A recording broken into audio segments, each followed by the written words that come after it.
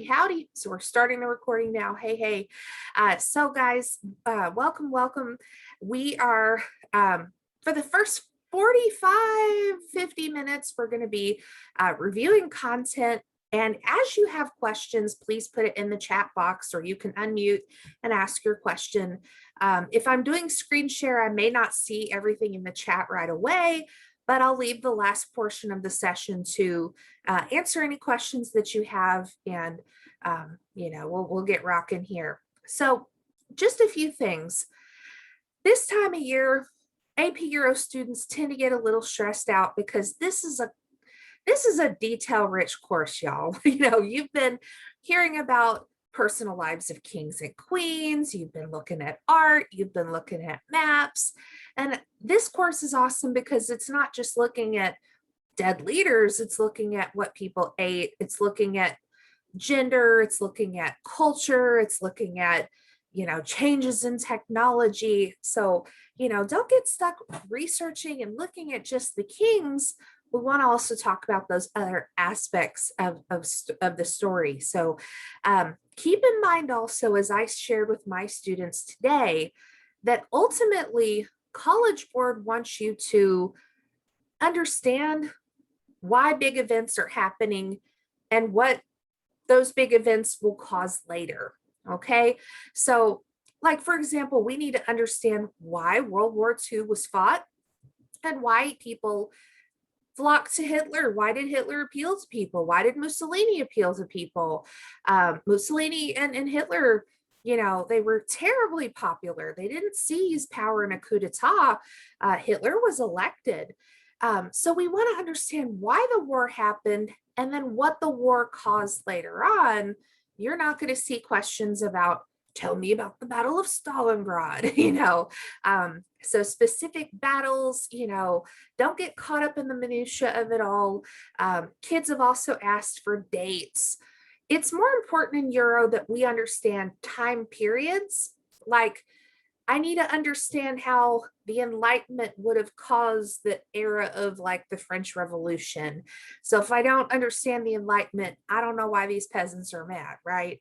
So again, make sure you know what century things are happening in, like Reformation, 1500s, Scientific Revolution, 15 and 1600s, so big strokes.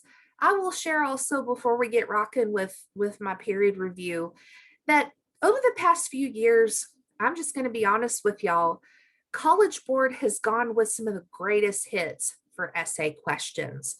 What I mean by that is that we're seeing essay questions. We had a Napoleon DBQ last year. He's big. We need to know Napoleon. The Reformation, the Scientific Revolution, the 30 Years' War. So again, if you can't remember every world leader, you're fine. But if you know the major events, I need to know the French Revolution, right? I will say that there hasn't been a whole ton of coverage on the French Revolution in recent years on the test. So either we're really due for a DBQ on it, or it's usually going to pop up on like the SAQ, So again, don't get bogged down in the details. As long as we understand the big periods, we should be okay. So I hope that's comforting. A couple of things I wanted to share too, as I start my screen share over here. We have College Board reviews. Let me look here. All right, so we have some College Board. Skip out of this. All right, sorry. Hide and presenter view. All right, so does it say this will be on the AP test? Stop share.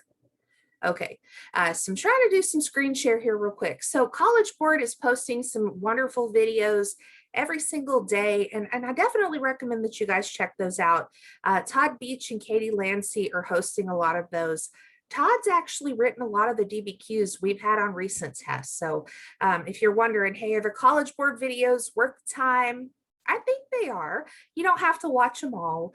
And keep in mind, the first part of the video, they're going over essay writing. So especially if you're a remote kid and you feel like I need more practice with writing, I'm a little nervous about writing, watch the first 10 minutes of their videos, okay? Because they're going to give you some good writing tips.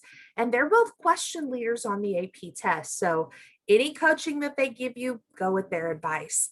And then the last part of the video each day, they're going to do content review. So if you feel pretty good about essay writing, because I'm a senior and I've had all this before, I know how to write a thesis statement, I know what that is, then you can zip to the end where they're having the, I need to brush up on my absolutist, so again, use that resource because they know what they're doing. Okay. All righty. So let's get rocking here. I'm going to do some screen share. Okay. So right now your screen should say, this will be on the AP test. Please give me a thumbs up if that's what you see, because I'm not trying to have y'all see other stuff, right? We're good. All right, good. Okay. Zoom, I've got my dual screens going on here. Okay, so I'm just going to take you guys through a little bit of period 1, period 2. Here's the T. The DBQ is not going to go back before 1600. So you're not going to have a bubonic plague DBQ. And the reason for that is we want to give you some time period for contextualization. When you're writing your essays, for most people, when they do contextualization on the DBQ or the LEQ, in AP Euroland, we typically will talk about what came right before that event. So if I'm writing a French Revolution DBQ, oh, that would be so awesome. I would love that. Okay, gonna let Lucia in here. So I would need to refer back to the Enlightenment so I could, do a good job on that DBQ. So because of the need for contextualization, the DBQ is never going to be anything prior to 1600. However, it can still pop up on multiple choice or your SAQs or the LEQ. Remember with the LEQ, it's at the end of the test. For this year, it's only for people who are taking the paper test. My friends who are taking the digital test, they're not going to have an LEQ, but that means more of your marbles are in the other baskets, So my kids always do a great job with LEQs, so I would be sad to not have it. But, and the other great thing about LEQs is they're going to give you a choice between 3 questions. So, it's the same basic question, but I get to pick my favorite time period. Okay. But again, this does show up on multiple choice too. And I've seen this on SAQ. So let's get into it. All right. So Renaissance humanism, they love humanism. The big idea here with the Renaissance is that these people are recovering from the plague. They've just had a pandemic shake up their culture too. Relatable. Okay, relatable. So that being said, they are, let me open up my chat. Oh, yes. Good question in the chat. I will be sharing it with you. If you want to email me, my email address is in the chat. You can get that. And I'm also creating a Canvas review course so that you can go grab all my stuff. Okay, so either way, whatever you're comfortable with, just indicate it in the email. Okay, so the big key here is that their pandemic, the bubonic plague, has forced Europe to revisit how they think of everything. How have we structured our economy? What do we think of God? What about our culture? So what we're going to see, yeah, I've got you. I'll put it in the chat at the end too. Okay. So the big idea here is that they're rebooting and reconsidering everything. So Renaissance humanism is going to kind of kick in around 1450 and it goes through like 1600. So the idea is that we're focusing on individual achievements. What makes you happy? Let's focus on your education. We're also starting to get into a world where you're not as defined by your family or your social class, although that's going to be persistent for a while. Now we're going to see people like Leonardo da Vinci. He was the son of an unwed mother. Previously that would have limited his job prospects, but because of when he's born, because of his talent, he has an opportunity to become educated and to pursue art. And so previously, if he had been born 100 years before, that would have been barred from him. So we're starting to debunk medieval thinking that's like grounded superstition. And it's really a throwback to ancient Greece and ancient Rome. So you definitely see that influence in the arts. I will also say we want to study art because art's a reflection of the culture. The music we create, the art we create, the TikToks that we make kind of reveal what our culture is going through at the time, what we think is funny, what we think is important. And so that's why we save arts. That's why we study arts. So in RAP test, art will be part of the questions. And the way I've seen it is, either like a political cartoon or a photo of an inside of a church. And we're trying to look at the piece to see what it reveals about the culture at the time. Okay. So again, too, in this period, you're going to see Renaissance art really focusing on single figures, like the Mona Lisa. And again, a lot of throwbacks to ancient Greece and ancient Rome, so the style of dress and all that. Northern humanism, this will be like Northern Europe. Their focus is on education and also like cleaning up religion. When we look at the medieval church, we're going to see that there were some inherent problems. There's corruption, there's nepotism, there were tons of examples of priests, monks, and nuns not living by the three vows of poverty, chastity, and obedience. So it's not a reformation quite yet, but you have some Northern humanist leaders talking like Erasmus did about why don't we clean up the church and reform it. Erasmus's book In Praise of Folly is using humor and satire to kind of gently poke fun at the corruption in the church. And he and his friend Thomas More are not trying to get rid of the church yet, but they're saying, hey, we've got some problems. Why don't we try to reform gently over time? They're still good Catholics, but they're not trying to, they are going to point out the problems at the time.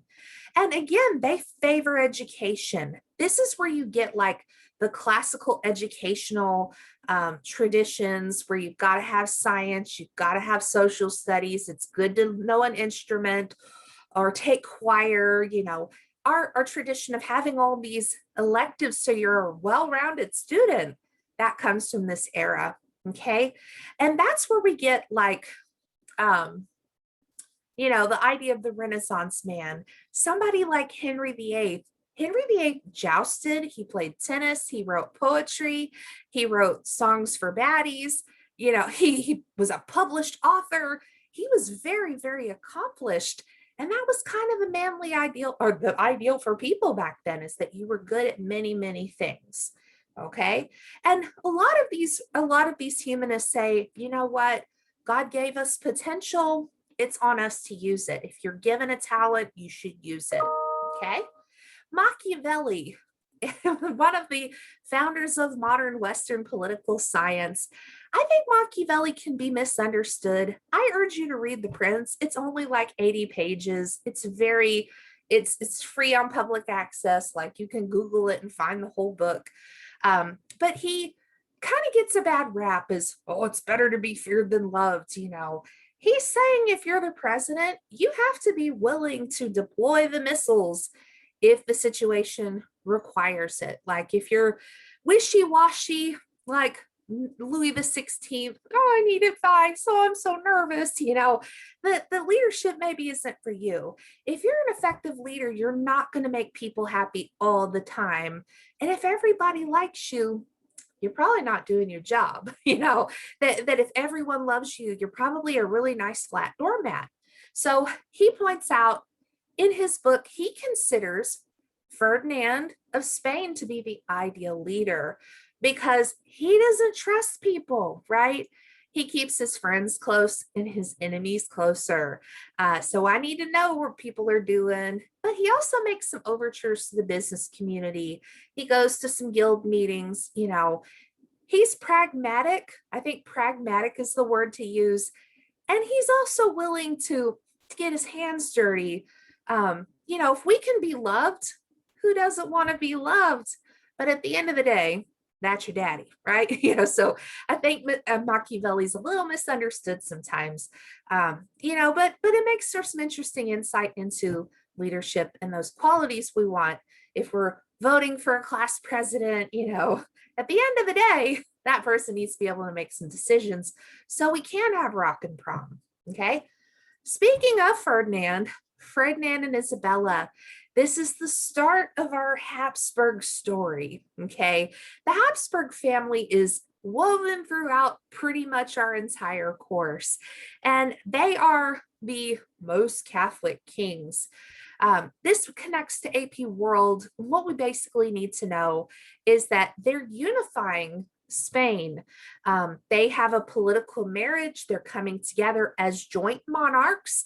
In fact, my girl Isabella's territory was bigger than Ferdinand's, so she was considered the more powerful of the two.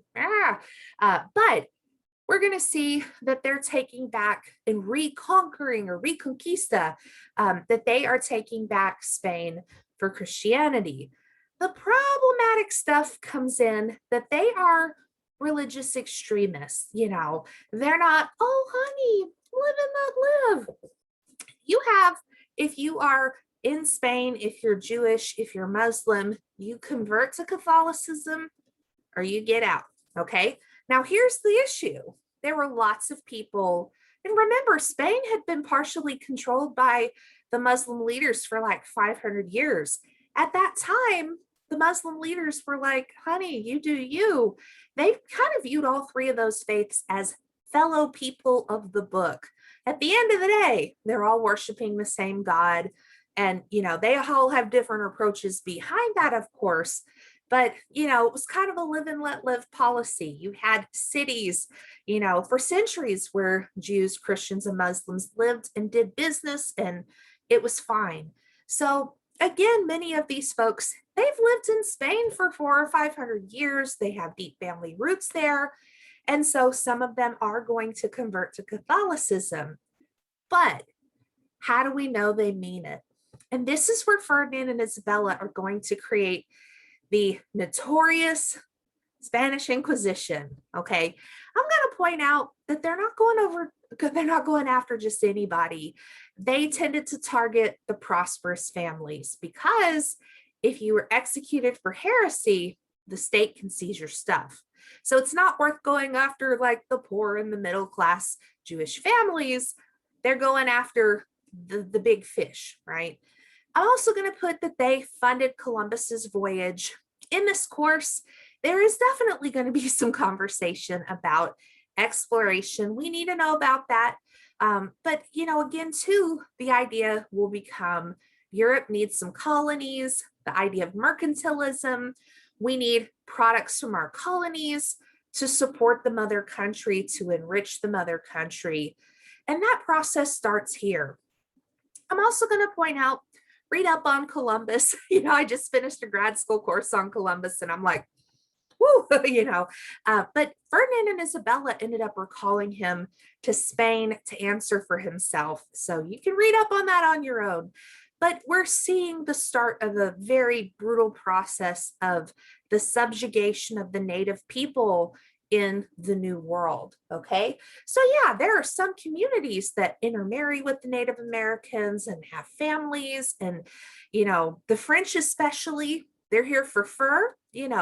Fur at that time is how you have prosperity. Like, you show it's a status symbol to have a fur hat, right? So really into like the early 1800s, fur is one of the big products from the New World.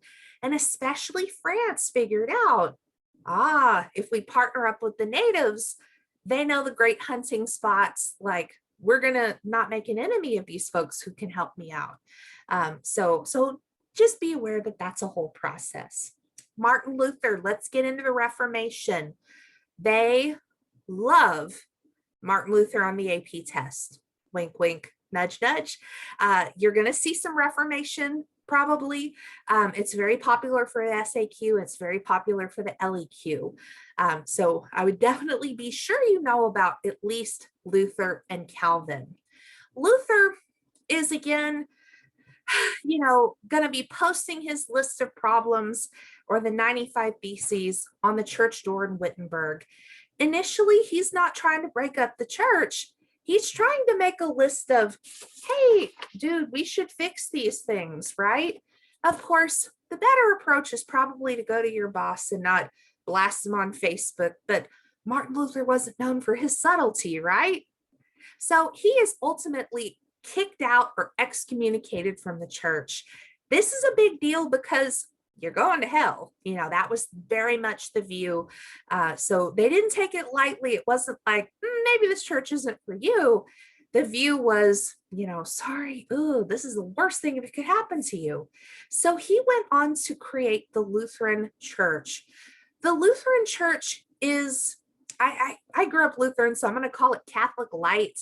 It has some aspects of, some of the like communion and baptism are sacraments, but they're going to get rid of some of the practices. Like you don't have to go to confession, last rites. My cousin is a Lutheran pastor. He will come and, he loves making hospice visits and really ministering to the person in their final days. But it's not like a whole sacrament in the Lutheran Church. So Luther, I'm going to also point out, he completely hates that people are taking his ideas and putting them in social and like political revolutions, like the peasants' revolts in Germany. He's going, no, stop that. His good friend Thomas Müntzer is one of the leaders of the German peasants' revolt, and people are understanding his reading, his documents, going, yay, equality. And he's going, no. I'm talking about equality up there, not here, And that's hard for Luther because he is an outlaw of the church. So he needs the German princes to protect him from the Pope, because he could be burned at the stake if he's caught, And so, of course, he's not going to want to speak out against the people who are protecting him, So he's in a very interesting pickle there. And ultimately, his biggest beef is the sale of indulgences. If you guys get to the Vatican, St. Peter's Basilica, which is so beautiful, that is the building project that they were selling indulgences for at the time. Okay. So Luther sees it as, you're telling people that they have to buy their way into heaven, that, only the wealthiest of people could have afforded this. Does that mean the poor people can't get in? Like, this isn't a good look. So later, we're going to see that the church is going to have to deal with this. We're also going to talk about my boy, Henry VIII. I say it like with a smirk because he's an interesting dude. But what we really need to know about him, they're not going to have questions about the 6 wives. What you do need to know is the English Reformation. He's breaking away from the Catholic Church for political reasons. He actually wrote a whole book bashing the Pope, not bashing the Pope, bashing Martin Luther. And the Pope gave Henry VIII an award. You're the defender of the faith. Good job, kid. And so ultimately, he can't have a son with his first wife. His first wife was very, very well connected. And so the Pope didn't give him a divorce. And so he ends up breaking from the church so he can grant himself the divorce. Okay. All right. So John Calvin, real quick on him. Calvinists believe in predestination. It's the idea that before you're born, God already knows how it's going to turn out, so, it's predetermined. But also while you're alive, you need to do your best and live a strict moral lifestyle. So that's where we really are going to see like later groups like the Pilgrims, the Puritans, the Calvinists, the Huguenots, that they are all very serious. They don't go to plays, they don't dance, they don't smoke, they don't drink. If they have free time, they're hanging out with their families, they're reading the Bible, and just trying to live very, very dedicated lives to God. They are also against all of the decor and the majesty of the church and the stained glass and the organ. They're like, God doesn't need all that, So their churches are very, very plain. They're stark. They're not going to be as decorative. And we tend to see a lot of Calvinism in Northern and Western Europe. Calvinists also kind of get into this idea of prosperity. If you're a hard worker, God's going to bless you with profits. And so they begin to kind of sometimes see wealth as a sign that you've got a good character and that you're on the right side of God. So Calvinists are very, very hard workers, and we'll see that. Okay. Peace of Augsburg. We always will see the Peace of Westphalia and the Peace of Augsburg on the AP test. Ultimately, in his war with the German princes, poor Charles V, who's the grandson of Ferdinand and Isabella, he's inherited all this territory, but he is going to spend almost his whole reign in the saddle trying to keep his stuff. So ultimately, he's got wars on multiple fronts. He's dealing with the Ottomans. He's dealing with the German princes. He's trying to keep everybody Catholic. But at the end of the day, he's going to make an agreement with the German princes that it's not freedom of religion, but they can choose Lutheranism or Catholicism for their people. Those are your two choices, okay? So the people who live in that town don't get to choose it. It's the leader who chooses it for them. So if I don't want to be Catholic, I move to a different town, but you get the idea. So what we tend to see is that Northern Germany tends to be very Lutheran and Southern Germany tends to be more Catholic. Like as you get into Bavaria and Austria, you see more Catholic churches, okay? The Counter-Reformation, we're hoping it goes away, but this is ultimately like where the church has to figure out, hey, what are we doing? How do we deal with this Reformation? So over a period of years, the cardinals got together and they're trying to talk it out. What do we do about this Reformation? Ultimately, they decide on a few things. Faith and good works are both needed for salvation. That you can't just make a deathbed confession, oops, just in case, I'm sorry, but how you live your life and, all that actually does matter. So that the church interpretation of the Bible is the only correct one. Okay. So if you have a question about what you read, what about modern problems or modern ethical questions about, birth control, stem cell research, abortion? They would say at the end of all that, go to your church, ask your pastor, right? Ask your priest. And then they say, no, indulgences aren't required. But if you choose to do if you choose to purchase one, it's an expression of your faith, nothing more, nothing less. We're also going to see Ignatius Loyola. Ignatius Loyola is the founder of the Jesuit order, and this is part of the Counter-Reformation. He is going to create this order of monks that are dedicated to mission work and education. The current pope is a Jesuit. So they found lots of schools and universities. They found many of the missions here in the New World. And, we're going to see that they are not going to build these big elaborate churches. They live very simply. So, the current pope is known for his very simple lifestyle. He doesn't like the fancy cars, that he's very still like consistent with his beliefs about that. So let's talk about France. The situation in France during the Reformation is that France has a very corrupt monarchy. Some of you guys are fans of Reign from the CW. So here's where the story pops in. You have these three factions emerging in France, and it's kind of a Game of Thrones story.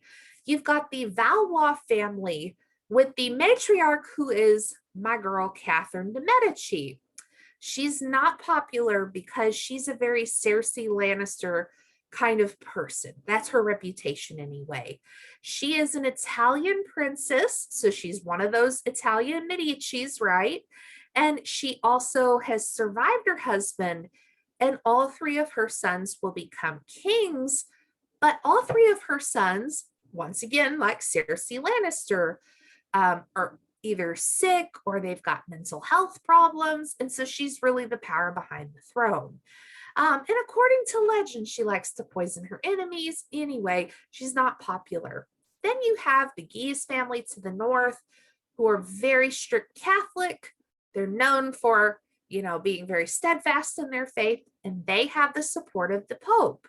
And then you have to the south, Henry of Navarre, the Duke of Guise, or sorry, the Bourbon Duke, and so he is a Huguenot. He's a Calvinist. So the Huguenot, of course, are not a huge part of the population, but they were 40% of the French nobility. And all three of these sides in the War of the Three Henrys are jockeying for power. Ultimately, Henry the smoke clears. Henry IV is going to become the king. The Guises were assassinated. The queen died. Her sons died, and the crown passes to Henry. Paris is worth a mass. To his credit, Henry IV is a politique.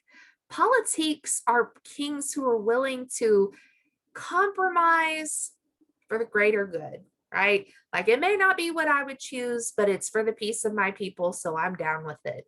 And so he converted to Catholicism, and in exchange, he allowed Protestants to have some political rights and have some freedom of religion and have their schools. Keep in mind that this will all be overthrown later by Louis XIV. 30 Years' War. The key, we had a DBQ on this about 3 years ago. The key here is that it starts off as a war of religion, right? The Austrian Habsburg rulers trying to impose Catholicism on people who want to be Protestant, but over time, it actually becomes a political war, and it's the Habsburgs versus everybody else.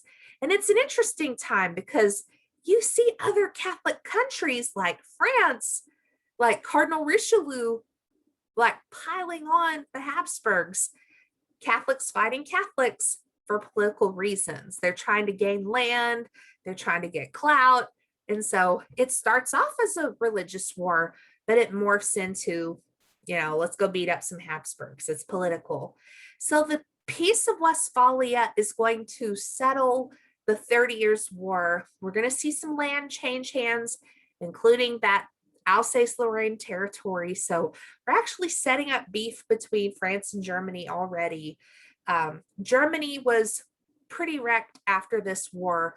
They lost like a third of their population. Most of this war is fought in the German countryside, and there's some pretty horrible things. And so the idea here is that this is the last of the last of the religious wars. We're good. We're settling this, and we're going to give Calvinists political rights. We're going to quit harassing them. Okay.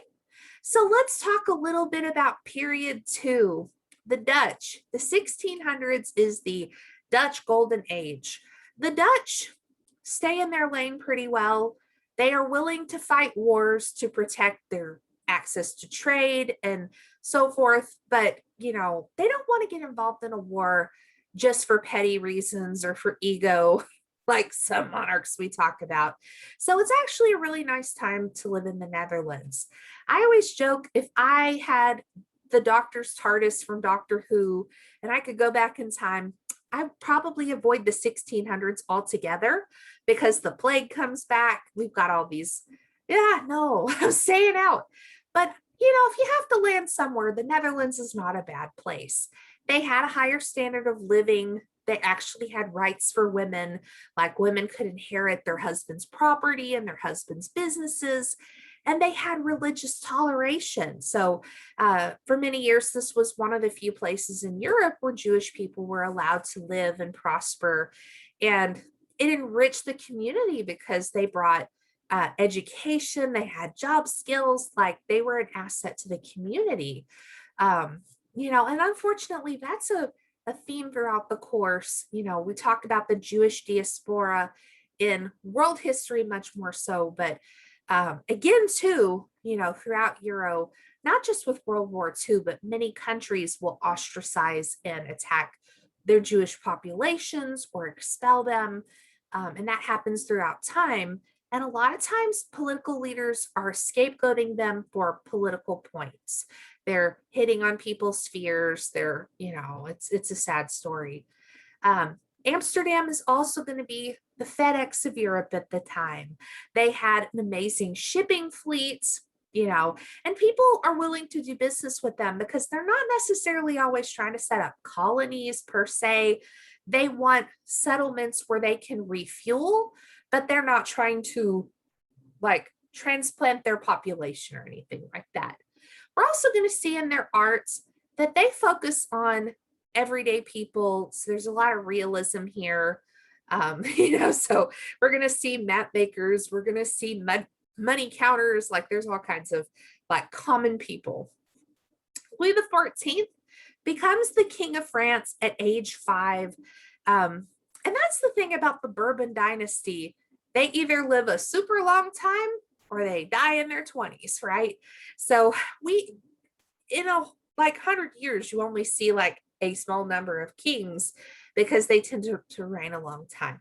Louis the 14th is raised and has a regent. So this is where you get the whole Man in the Iron Mask, Three Musketeers stories. This is happening as he's a small child, and there are regents like your Richelieus and your Mazarines who are kind of pulling the puppet strings a little bit.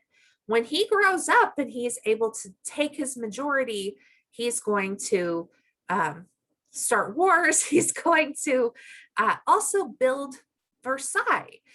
Versailles becomes like the jewel in his crown, and it's also for political purposes. This is just like when you guys get to Paris, you need trust me, you need an entire day for Versailles.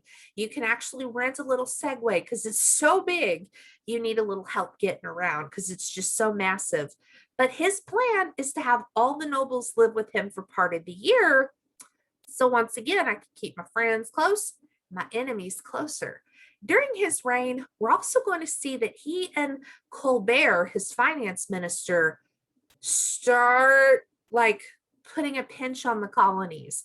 We need those colonies to make profit for us. We need you to start sending us fur pelts and timber from Canada. And then you get Peter the Great, who, of course, is the westernizer of Russia. Very horrified when he takes over that he, feels like Russia's very far behind. So he goes on his grand embassy tour to Western Europe, and he's actually in disguise for part of it, checking out like, hey, how are you building these ships? And when he returns to Russia, he's trying to change. And he understood he couldn't change the parents, but he would pay for the education of their children, and he would send their kids to college in Western Europe. So he's thinking ahead. He's playing the long game. He also is instituting these fashion rules like we want to get rid of these Mongol-inspired coats and actually wear Western European fashion. The famous shaving of the faces, you had to, pay a tax if you wanted to keep your beard. And he's also going to revitalize the Navy and redesign the whole military. Great accomplishment. He builds the first warm water port in Russia. So the issue with Russia is that it's frozen over for part of the year. And he wants to build this city way to the west where he can still have an access point out and Russia won't be sealed away. Okay. The English Civil War. This has been on the test before. We had a DBQ about the Glorious Revolution a couple of years ago, and it was asking if the Glorious Revolution was reflective of the Enlightenment. Like, was this an example of Enlightenment principles in action? But the English Civil War, we have a king who's not allowing Parliament to meet, and that's going to be a problem. So you've got Parliament led by Oliver Cromwell fighting the king, King Charles I. And again, the king is eventually captured and beheaded. And for the next 10 years, Oliver Cromwell runs a military dictatorship. and ends up, like so many of our revolutions, being just in so many ways like the king that he just killed. Like, second verse, same as the first. So he begins not allowing parliament to meet, squelching people's freedom of speech, like all those things he just killed a king for doing. He's starting to do that too. After his death, Charles II is invited to take over his father's throne. He's the son of the executed king. So this is a restoration. Read up on him. He's a fun guy. He's at my fantasy dinner party. If I ever could, get Bill and Ted's phone booth and go snatch up some people. He's making the guest list. He's a fun guy. He's trying to have fun again. He's reopening all the stuff that Cromwell shut down, the taverns, the bear pits, the theaters. He's a bon vivant. He loves life. He loves women. He loves cake. He loves wine. He's got some problems though. All things considered, he's a pretty good king. He's a pragmatist. So he actually pardons most of the people who were involved in the overthrow of his father. He's not here to be petty. So he doesn't have any legal heirs. So that's going to cause some succession problems. His throne is now going to go to his Catholic brother, James II. And that's a problem because remember, the King of England is also the head of the Church of England. So you can't be Catholic and do that job. Those are different, right? The plague is back one more time. And there's the Great Fire of London. There was a baker who didn't tend the fire just right and burned down like 50% of the city. So it's interesting when you guys go to London, the mishmash of architecture you see. And if it's a building from the 1600s, now you know why. All right, so the Glorious Revolution. As I just mentioned, Charles II had many kids, but he dies without an heir because all those children were with his mistresses. And you got to have a ring on your finger. It doesn't count. So his crown passes to his younger brother, James. James II is Catholic, and he's trying to impose Catholicism on the city of London. Once you lose London's support, you're out of here, right? As London goes, so goes the kingdom, right?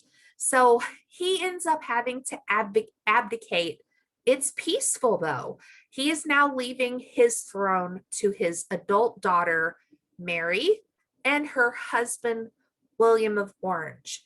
Now, at this time, this is all while Louis XIV is, kicking around Europe and starting wars and being a pest. William of Orange is like the one leader who actually stands up effectively against Louis XIV. So this is a great thing for England. We're getting a strong king, and they're co-rulers. So sadly, though, they pass away without any children. They're actually very effective monarchs. And the key is that they have to sign the English Bill of Rights in order to get the throne. And so that's where freedom of speech is protected. I can give a speech in Parliament and not have the bailiff waiting to arrest me, as Oliver Cromwell had done 20 years, 30 years before. Okay. And y'all, this is why the English monarchy has persisted. They don't really have a lot of power left, right? The Queen of England she's a figurehead. I love her. That's my girl. Happy birthday, Queen. But again, too, she doesn't have political power. She can't advise, she can't vote, she's very limited on what she can do. And she stays in her lane, as we say. The Habsburg family, as I mentioned, they are going to rule over an immense part of Europe, but they conquer and they marry is how they expand their territory. The problem is that they tend to marry other Habsburgs. So you don't have this nice up and down family tree. You've got uncles marrying their niece. You've got first cousins marrying each other. So by the time we get into the 1700s, late 1600s, they're so unhealthy that they've actually like bred themselves out. So that's where you get the War of Spanish Succession. Louis the 14th sitting here going, I got a king for you. I got an idea. As the Spanish Habsburgs have died out, he wants to put his cousin on their throne. And of course, the rest of Europe's going, no, that's a bad idea. Ultimately, that is what happens. But with that Treaty of Utrecht, the king of France cannot meddle with Spain's business. So the king of Spain today is actually still a member of the Bourbon family, believe it or not. Okay, almost done. I'm gonna look here a little bit. I'd like to get at least through the Enlightenment before we take some questions. If y'all have questions, go ahead and start putting them in the chat and I'll get to them. We've got about 10 minutes left. It's the same session the next hour too. So if y'all want to hang on, you're welcome to stay. I'm not booting anybody out. So Hobbes and Locke, as we get into the Enlightenment, we're revisiting our political thoughts, our thoughts about the world, our thoughts about the rightful place of the king and the church, and just reevaluating everything. So Hobbes and Locke are approaching this from different perspectives, but ultimately kind of arrive at the same conclusion that we have a social contract with our governments. Hobbes said, we need a king. The king is like, if we're a body, the king is the head. You have to have a leader, you have to have a head, but the people are the body parts. And just like the people can't function without the head can't exist without the people. So there has to be mutual benefit there. Locke talks a lot about protection of natural rights. And ultimately, if this isn't working and the leader is too weak to defend the people, then we have a moral obligation even to overthrow the government. Rene Descartes, of course, one of the founders of modern philosophy. Keep in mind, a lot of these leaders during the Enlightenment and scientific revolution have multiple talents. So you can be a philosopher and a mathematician. You can be a botanist and an artist. You can do all those things. And so be a polymath. And so the scientific revolution starts first, but it inspires and overlaps with the Enlightenment. Okay. Copernicus is kind of the person, I would say, who kicks off the scientific revolution. He creates, or the first to really go after and promote what he calls the heliocentric theory, which is challenging the traditional ideas of the universe. For centuries, people had taught that the earth is the center of the universe because God likes us best, and that everything else revolves around us. And Copernicus is actually a monk. So we got to consider that he's not trying to rock the boat. He's not trying to offend the church. And he was very careful about his publications. He's dedicating things to the Pope. He's very careful who he shares his data with. He understands the ramifications potentially of his work. But he inspires Brahe, Kepler, Galileo. Ultimately, a century later, Galileo will be prosecuted by the church for heresy for showing the same things. And for, he's not executed, but he is sentenced to house arrest. And that's an interesting thing because many of the church clergy also by day had interests in botany and science and math. And, some of their own research is, hey, the world's different than we thought. So there was a DBQ recently 2 years ago about whether or not the church bashed or supported the scientific revolution. Isaac Newton, when he was having his pandemic in that resurgence of the bubonic plague, he actually created some innovations into what we today would consider Algebra 2. Voltaire, getting into the Enlightenment a little bit, I may not like what you have to say, but I will defend to the death your right to say it. Again, we have to remember he lives in a world where religion and science go together. So he ran into great problems with the church because he was an atheist. So he's a great proponent of freedom of speech and freedom of religion. Rousseau talks about the human nature, the purpose of education, and was hopeful about human progress potentially. Enlightened despotism. I know that's a weird word to use, but just keep in mind that there were rulers like Catherine the Great and Frederick the Great and Joseph II of Austria who really like and support the Enlightenment ideas and philosophers. When it got very heated for Diderot back in France, Catherine the Great offers him a job back in Russia and gives him safe harbor. And to limited degrees, they actually will try to institute some of the ideas of the Enlightenment. Okay.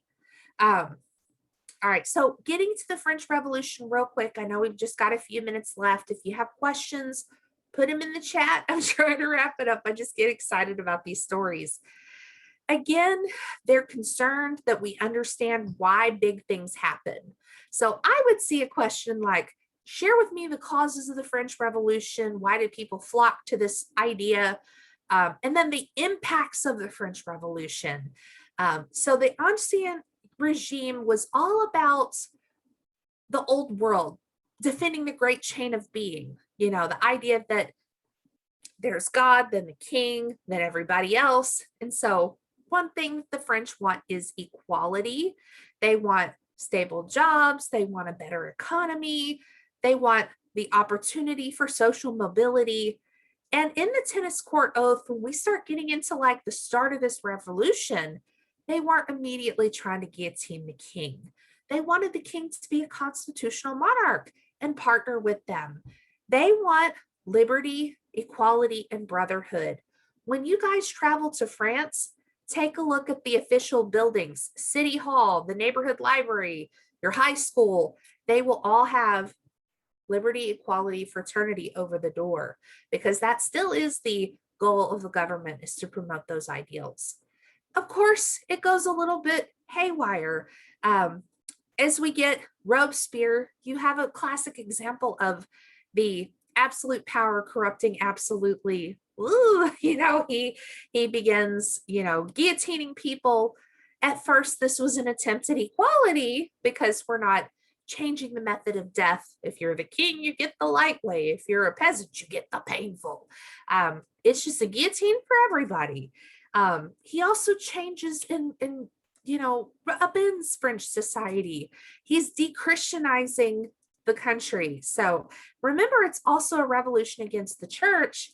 He is trying to have a new calendar so people forget when Easter's supposed to be. And just is upending a lot of things. And ultimately, the reign of terror ends when he is finally guillotined. So there's a bit of a power vacuum for a little bit. And ultimately, about 5 years later, Napoleon takes over. Napoleon was a Corsican general who came into the French army. It's the classic story of like right person, right time, right place, right situation. He actually seized power in a military coup and was so popular, he was actually like confirmed in an election. The people of France were like, couldn't do any worse. Let's see what you do. And they allowed him to be the emperor. He created some very sweeping changes. In France today, Napoleon's pretty popular. I was surprised the first time I went to France because there's Napoleon stuff everywhere, like almost like how we celebrate Sam Houston. But he restored the church. He created the Bank of France and a balanced budget. He opened up free public schools. He created a meritocracy. So he is bringing back the aristocrats, but 40% of the new aristocrats are commoners who get promoted to that title because they're great in the military, because they've contributed to the art. They've done something to prove that they deserve that title. They're not just inheriting it from daddy, but they've actually done something to merit that position. And that's ultimately where people are very loyal to Napoleon. He, even when he conquers enemy armies, hey, I've annexed your country, but I saw what you did today. You want to come join us? Yeah, come on, man, I got you. But of course, the problem with Napoleon is that as he takes over this empire, He didn't treat everybody the same. He brushed aside people's normal monarchies, creating a lot of upheaval. And he gave his family members the different thrones of Europe, and not all of them had the same skill set that Napoleon did. Napoleon is seen as the evil dictator of the 1800s, right? So you have this coalition of leaders headed up by England who are trying to deal with Napoleon and get him out. He ultimately is going to lose power, and that's where we're going to get the Congress of Vienna, trying to figure out, how do we put together Europe again? How do we have a balance of power for the future so we don't have another Napoleon? Okay, that is 6:59. That brings us to the end. What questions do you have? I know I got kind of wordy. I promised you some Q&A time. I'm so sorry. Any questions? I'm gonna let some new people in. Right. All right. Skip that there. Stop screen share for a second. We're getting some new folks. All right, so I've stopped screen share. I'm gonna stop that recording.